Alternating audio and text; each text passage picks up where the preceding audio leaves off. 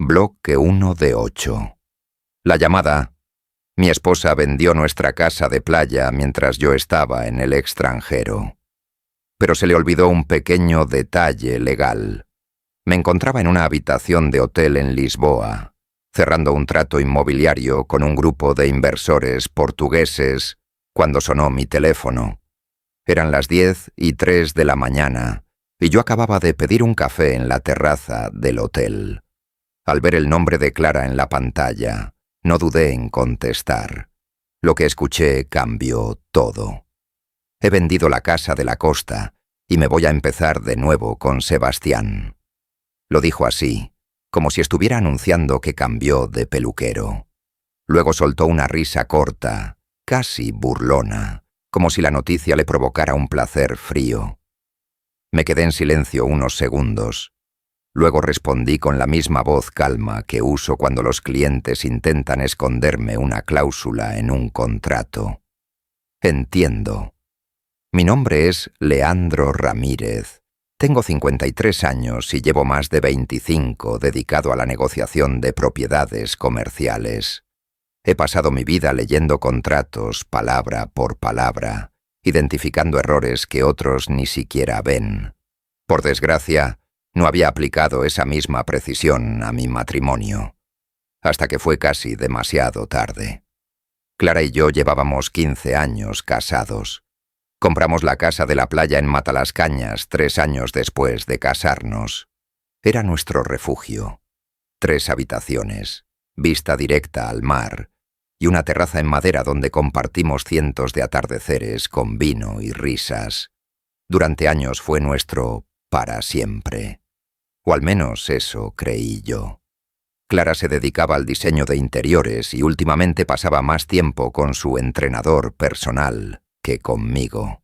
Sebastián, un tipo 10 años menor que ella, con abdominales de catálogo y el ego de un actor en un casting eterno. Había notado las señales desde hacía un año. Viajes repentinos, gastos sin explicación, una distancia que ya no era emocional, sino física. Pero nunca dije nada. No soy de confrontar, soy de preparar. Colgué la llamada y abrí mi portátil. Envié 2 correos con el asunto. Venta fraudulenta en curso, urgente. Uno era para Elisa Martín, mi abogada de confianza. El otro para Sergio Costa, el notario con quien trabajaba desde hace más de una década. Luego saqué un documento del compartimiento secreto de mi maletín. Una copia del fideicomiso revocable que había creado silenciosamente 11 meses atrás, transfiriendo la propiedad de la casa a una estructura legal donde yo era el único administrador. Un pequeño movimiento legal, uno que Clara firmó sin leer. Recuerdo ese día con claridad. Estábamos revisando unos papeles de refinanciamiento para una propiedad que habíamos alquilado en Sevilla. Entre esos documentos, deslicé la transferencia al fideicomiso. Ella lo firmó sin levantar la vista de su móvil. ¿Qué es esto? Solo es para protegernos fiscalmente, le dije. Y no era del todo mentira. Ese papel era ahora mi escudo. La casa ya no estaba a su nombre. Nunca lo había estado desde ese día. Tomé otro sorbo de café. En la calle, los turistas seguían su camino, ajenos al huracán que se había desatado en mi vida. Pero yo no estaba devastado, estaba enfocado. Ella creyó que había ganado, pero yo llevaba mucho tiempo preparándome. Bloque 2 de 8. El contrato invisible. A las pocas horas de recibir aquella llamada, aún desde Lisboa, ya tenía el tablero armado. En mi mundo, el que mueve primero no siempre gana, pero el que planea mejor casi siempre lo hace. Mientras Clara empacaba ilusiones con Sebastián, yo coordinaba silenciosamente a mis aliados. Elisa me respondió con eficacia quirúrgica. Ya he contactado con el registro de la propiedad. Cualquier intento de cambio de titularidad quedará congelado automáticamente. En paralelo, Sergio había notificado a todas las notarías de la provincia sobre el estado legal del inmueble. Clara podía haber firmado lo que quisiera, con quien quisiera, pero la casa no se podía vender. Sabía que eso no impediría que lo intentara. Su estilo siempre fue actuar primero, pensar después. Apostaba a que yo sería el tipo pasivo, confiado, que aceptaría las cosas como vinieran. Lo había sido, hasta que dejé de serlo. Tomé el primer vuelo disponible a Sevilla. Aterricé al amanecer, sin dormir, pero con la mente despierta. Renté un coche y conduje hasta la costa. El camino hacia Matalascañas me era familiar. Los mismos árboles, el mismo cartel oxidado, pero ya nada era igual. Cuando llegué, el Mercedes descapotable de Sebastián estaba en mi lugar habitual de estacionamiento. No me sorprendió. Entré a la casa sin anunciarme. Seguía teniendo mi llave. Las cerraduras no habían sido cambiadas, lo cual ya me decía mucho. El sonido de risas en la cocina me detuvo unos segundos. Clara hablaba emocionada sobre quitar la pared entre el comedor y el salón. Sebastián asentía, tablet en mano, mostrando bocetos. La distribución abierta es lo más importante en casas de playa, decía con voz de experto. Di 2 pasos más y me planté en la entrada de la cocina. Clara giró lentamente. Su sonrisa se congeló al verme. Leandro, no te esperaba hasta el lunes. Claramente. Sebastián soltó una risa incómoda. Esto es un poco incómodo. Creo que me voy. Preferiría que te quedaras, le respondí. Esto también te concierne, al parecer. Clara frunció el ceño. Conocía ese tono mío. Era el de las reuniones de alto riesgo, cuando las cosas ya no eran negociables. No hagamos esto más difícil, Leandro. Necesito empezar de nuevo. Tú y yo ya no... Levanté la mano, interrumpiéndola. Estoy completamente de acuerdo contigo. Por eso ya he informado a mi abogada sobre la venta fraudulenta que intentaste. Su rostro perdió color en segundos. ¿Fraudulenta? Saqué los documentos del portafolio y los dejé sobre la encimera. El contrato de fideicomiso y la escritura actualizada, ambos con firmas notariales. La casa está a nombre del fideicomiso Ramírez, con un único administrador. Yo. Tú la firmaste hace casi 1 año. ¿Recuerdas ese día con los papeles de Sevilla? Clara tomó los documentos con manos temblorosas. Sebastián miraba todo sin entender nada. Dijiste que era refinanciamiento. Lo era, y algo más. Protegí lo que construimos de ti. Sebastián se levantó con lentitud. Clara, ¿esto es cierto? Ella no respondió. Solo miraba los papeles como si acabaran de hablarle en otro idioma. La venta que firmaste no tiene validez legal, añadí. El comprador ya fue notificado, y si alguien firmó documentos adicionales, podría enfrentarse a cargos por intento de fraude inmobiliario. Sebastián fue el primero en reaccionar. Murmuró un «mejor me voy» y desapareció por la puerta. Clara y yo quedamos solos. El silencio fue más elocuente que cualquier grito. «Me engañaste», dijo finalmente. «Number.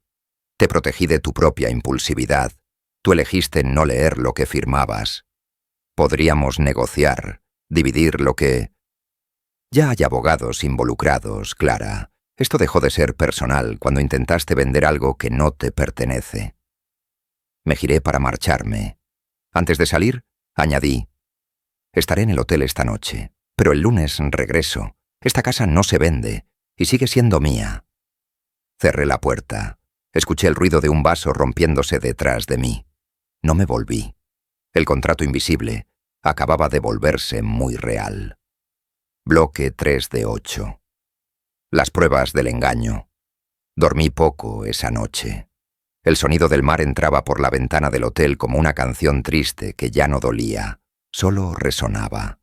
Más que tristeza, sentía una claridad incómoda, como si después de años en una habitación oscura, alguien hubiera encendido una luz y ya no pudiera volver a ignorar lo que veía.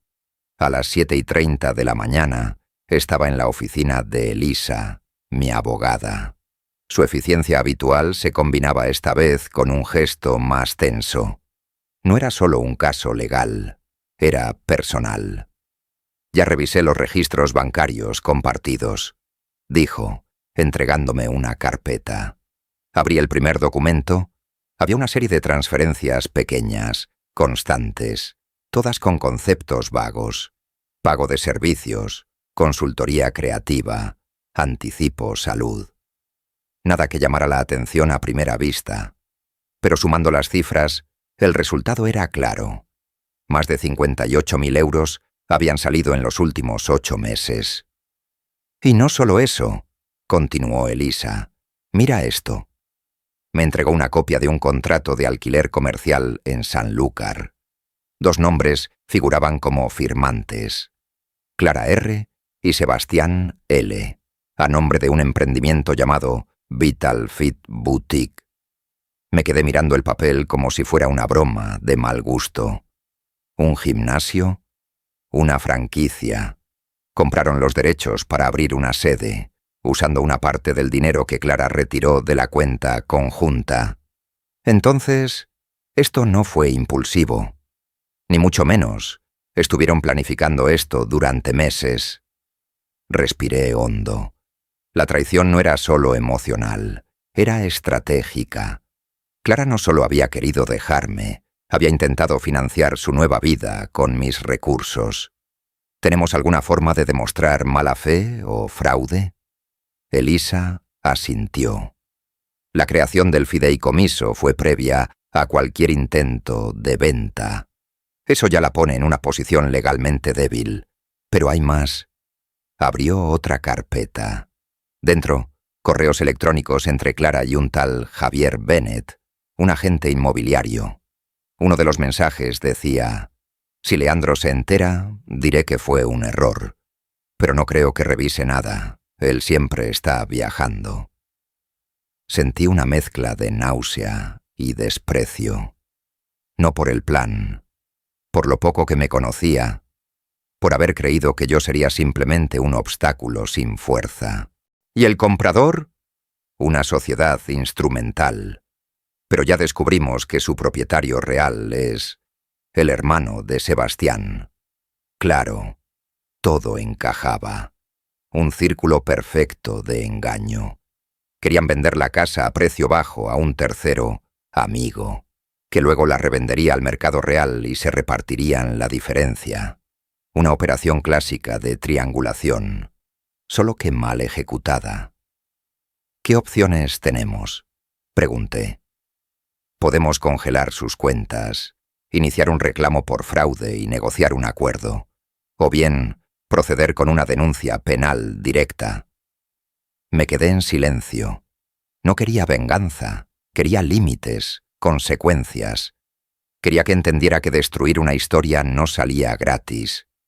Prepara ambos caminos, dije finalmente. Pero primero, hagámoslo bien, una propuesta legal. Clara tiene 48 horas. Elisa asintió. Mientras recogía los documentos, me miró con expresión seria. ¿Estás seguro de que quieres seguir por la vía diplomática? Solo una vez. Si no responde, fuego legal. Salí del despacho sintiéndome menos herido, más determinado. No había gritos, ni lágrimas, solo hechos, pruebas. Y una verdad incuestionable. Ella jugó a la traición. Pero yo escribí las reglas. Bloque 4 de 8. El último aviso. Volví al hotel con una mezcla de control y agotamiento. Todo marchaba según el plan, pero lo más difícil no era lo legal, era lo emocional. No reaccionar ante la traición, no dejar que la rabia hablara por mí, requería más fuerza que cualquier juicio. A la tarde, Elisa me envió un mensaje, propuesta enviada a su abogado. Tiene 48 horas para responder antes de que iniciemos acciones judiciales. La oferta era clara. Clara debía devolver el 60% del dinero sustraído. Renunciar a cualquier derecho sobre la casa de la playa. Yo, a cambio, No iniciaría cargos penales ni reclamaría participación en su nuevo negocio. Un trato justo, incluso generoso. Pero lo que recibí esa noche no fue una respuesta oficial. Fue un mensaje de texto.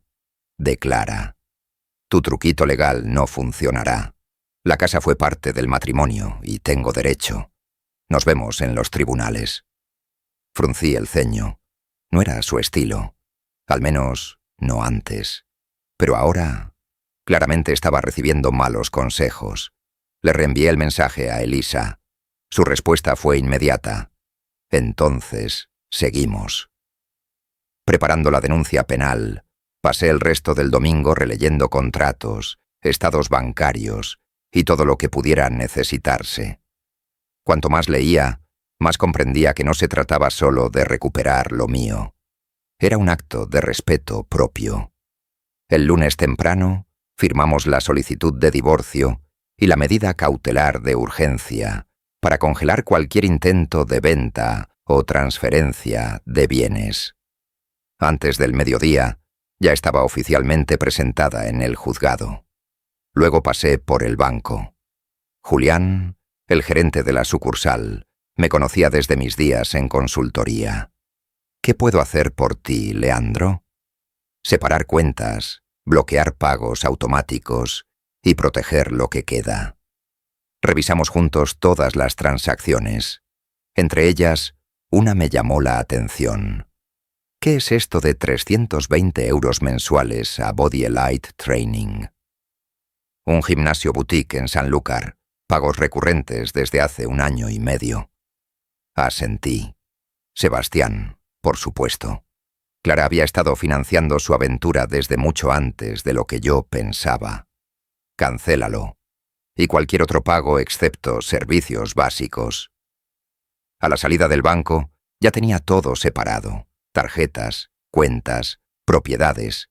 Lo único que quedaba era lo emocional. Y eso llevaba otro ritmo. Esa tarde volví a la casa de la playa. El Mercedes seguía allí. Entré con mi llave. Esta vez, el único que estaba era Sebastián, apurado, metiendo cosas en una mochila deportiva. Se congeló al verme. Solo vine a recoger mis cosas. Me quedé en la puerta, mirándolo en silencio. Clara está en casa de su hermana. Dice que estás tratando de arruinarle la vida. ¿Eso te dijo? Él asintió, nervioso. También dice que la tenías atrapada, que nunca la dejabas ser libre. Respiré hondo. La narrativa de la víctima. Clara nunca había soportado perder el control. ¿Y el negocio, la boutique fitness, también fue por culpa mía? Sebastián no respondió, pero sus ojos lo hicieron. La información de Elisa era cierta. Todo estaba planeado. El gimnasio, el dinero, la venta simulada. Dile que su propuesta está en el despacho de Elisa Martín. Tiene 48 horas. Después de eso, entramos en guerra. ¿Guerra legal? Intentar vender propiedades que no te pertenecen, usar dinero del matrimonio para negocios ocultos. ¿Tú qué crees? Sebastián se puso blanco. Murmuró un «entiendo» y se fue sin decir más. Antes de irme, añadí una última cosa. Y dile a tu hermano Javier que si quiere evitar ser implicado como cómplice, más le vale retirar formalmente su oferta antes del cierre de hoy. Su expresión confirmó que habíamos dado en el blanco. Esa noche, Elisa me llamó con una noticia. Javier ha retirado la oferta de compra, oficialmente. Y Clara pidió una reunión. Sonreí, sin alegría. No era victoria, era orden. Y a veces, el orden es la única forma de justicia. Bloque 5 de 8. Las condiciones del final. 2 días después, nos encontramos en la sala de reuniones del despacho de Elisa Martín. El sol entraba a través de las persianas a medias, iluminando una mesa larga llena de documentos. Clara llegó acompañada de un abogado joven, trajeado, con más seguridad que experiencia en los ojos. Ella, como siempre, impecable por fuera. pero había algo en su postura que no vi en años. Derrota. No me había mirado desde que entré. Tampoco lo necesitaba. Todo lo que teníamos que decirnos ya estaba en los papeles. Mi clienta está dispuesta a negociar, dijo el abogado con tono firme.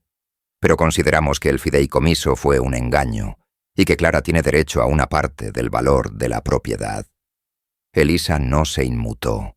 Abrió una carpeta y deslizó 3 documentos sobre la mesa. 1. Escritura legal del fideicomiso. 2. Registros bancarios de los movimientos sospechosos. 3. Una declaración firmada por Javier Bennett, el supuesto comprador, admitiendo que la operación fue coordinada por Clara y Sebastián. El joven abogado leyó en silencio, cada línea hundiéndole más los hombros. Murmuró algo a Clara. Ella no respondió. Solo apretó los labios. «Estamos dispuestos a llegar a un acuerdo», dijo Elisa. «Pero si no se firma hoy, llevaremos todo esto a la fiscalía. Fraude inmobiliario, uso indebido de fondos, intento de estafa». El abogado tragó saliva. «¿Y el acuerdo?» Le entregué el papel, que Elisa había redactado con precisión quirúrgica. Clara devolvería 100.000 euros de los fondos desviados. Renunciaría a toda reclamación sobre la casa de la playa y demás propiedades del fideicomiso. Yo, a cambio, no reclamaría nada del nuevo negocio que estaba iniciando, ni impulsaría cargos penales. Hubo silencio. Clara tomó el documento, lo leyó con manos tensas. Su voz fue apenas un susurro. «¿Y si me niego?» «Entonces», dijo Elisa sin pestañear, «presentaremos esto al fiscal. El fraude por más de 100.000 euros es delito grave en esta comunidad».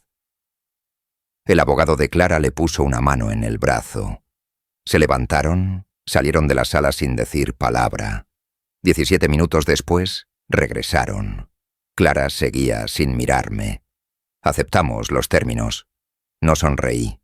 No sentí satisfacción. Solo asentí. Firmamos los documentos en silencio. Su firma, tan familiar después de años de declaraciones de renta, tarjetas de aniversario y cuentas compartidas. Ese trazo curvo en tinta negra fue el punto final. Esa noche regresé a la casa de la playa. Cerré la puerta con llave. Activé el nuevo sistema de seguridad. Me preparé una copa de vino y salí a la terraza. Las olas golpeaban la costa como siempre, tranquilas, persistentes, inmunes al caos de los humanos. Pensé en Clara, en lo que fuimos, en lo que pudo haber sido. Pero ya no dolía. Solo quedaba espacio. Y a veces, el espacio es el mayor regalo que uno puede tener. Bloque 6 de 8. Renovar lo irrecuperable. 6 semanas después de la firma, la casa ya no se parecía a la que Clara y yo habíamos compartido durante años. Cambié la cocina entera. Adiós a los muebles blancos que ella eligió. Hola a la madera cálida que yo siempre preferí. El salón ahora tenía una estantería de roble que construí yo mismo, con mis manos, en silencio, como quien recompone un alma rota sin prisa. Sustituí el revestimiento exterior por materiales más resistentes.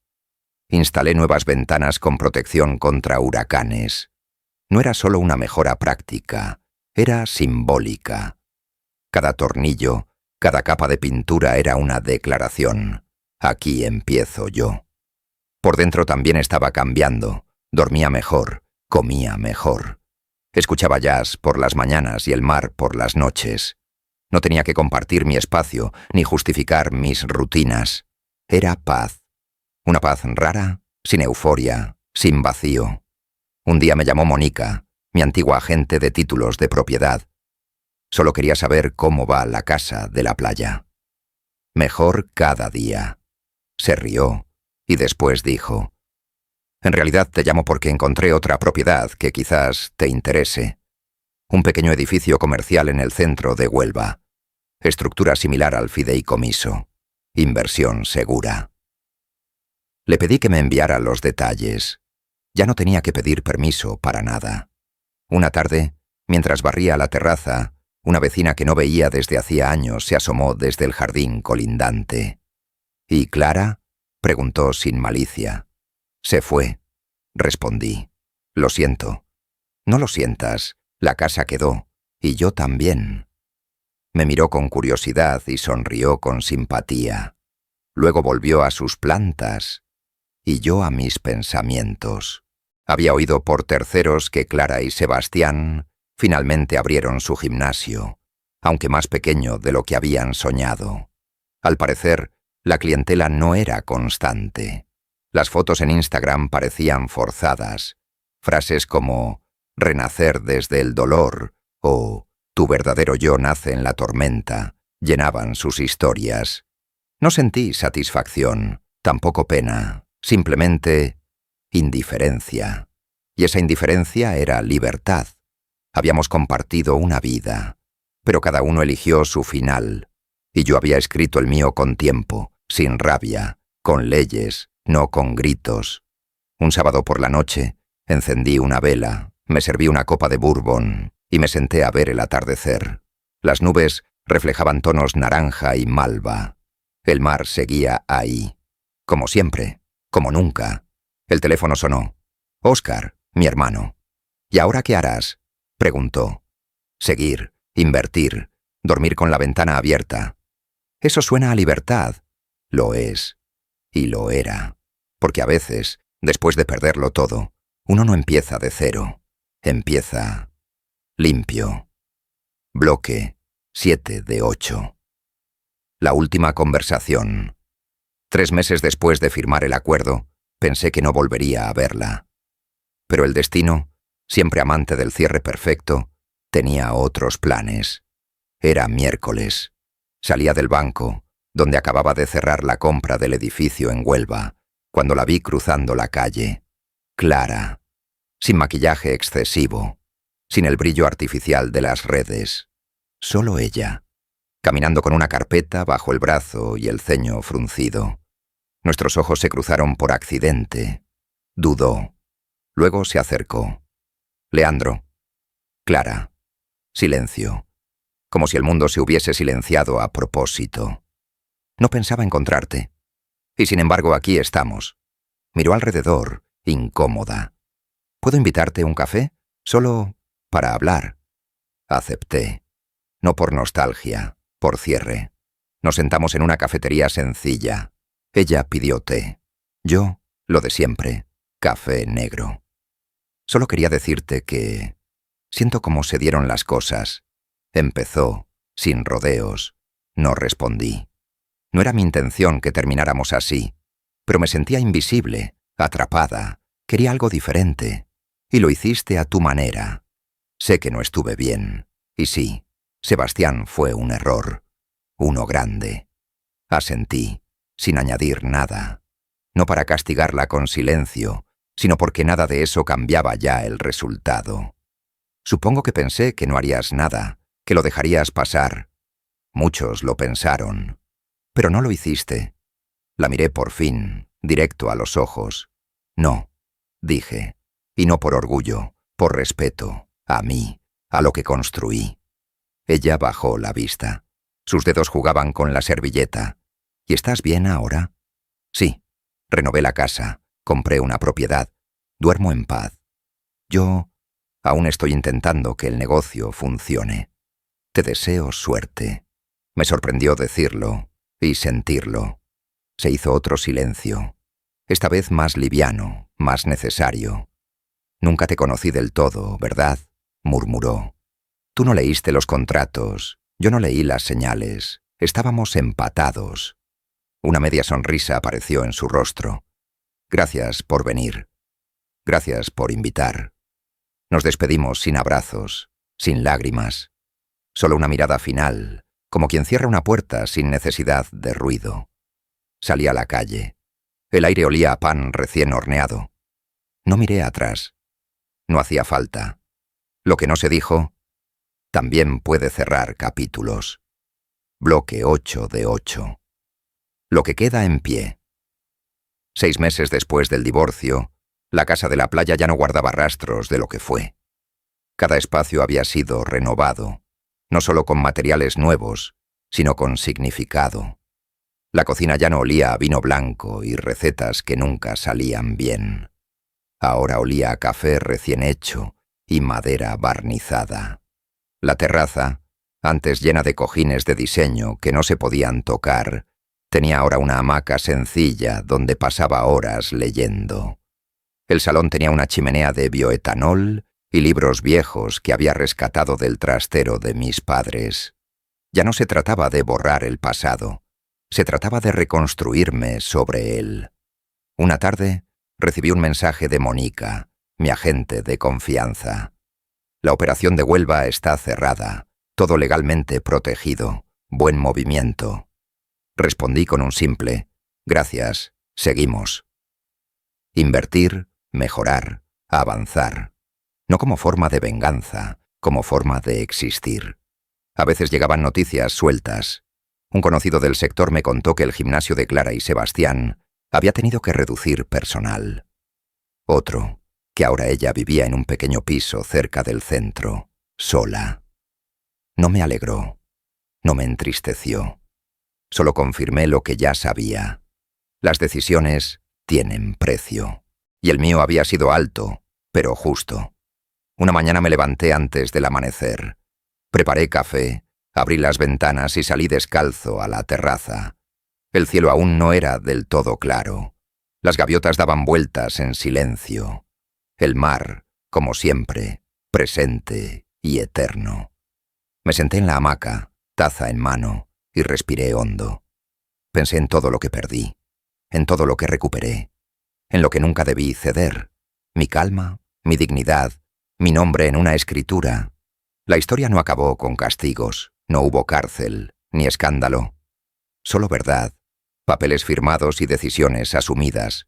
A veces el mejor final no es el más ruidoso, es el más limpio. Me levanté, entré a casa y me preparé para otro día. Quizá el primero de una nueva historia, una que esta vez escribiría sin dejar espacios en blanco.